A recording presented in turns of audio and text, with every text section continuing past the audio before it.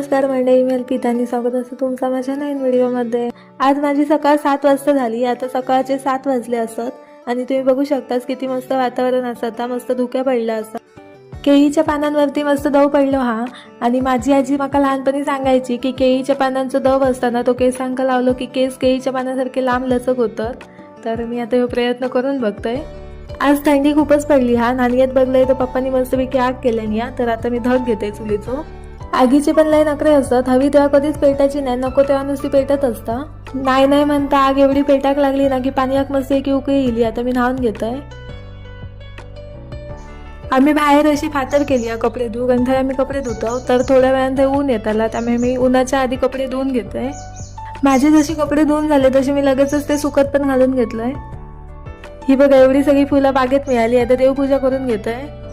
आपली देवपूजा करून झालेली असा। आता मी नाश्ता करून घेतोय। तर नाश्त्यासाठी आईने रवा बनवला, तर माका चाय सोबत रवा आवडत नाही, तर मी आता बटर खाते। तर तुम्ही पण या खाऊ। ह्या कोणता फूल असता तर कमेंट करून माका नक्की सांगा। आता मी हा फूल केसात मारतोय। मस्तपैकी चाय वगैरे पिले आणि आईने माका सांगितलं की आजची जेवणाची जबाबदारी सगळी माझ्यावर असा, कारण आई आज जाऊची असं लग्नाक आणि आज सगळं जेवण माकाच बनवूचं असत। आईने माका सांगितलं तसं लगेचच मी जेवण बनवून सुरुवात केलंय। तर आता आपलं जेवण बनवून तयार झालेलं असा। तर आज मी बनवले शिमला मिरचीची भाजी, टोमॅटोचा सार आणि भात। जेवण बनवून झालं तसं लगेचच ओटो स्वच्छ करून घेतलंय। आमच्या गणू बाबू खूपच भूक लागली होती, तर ते आता फरसाण दिलंय, खाऊ कसं खाता बघा।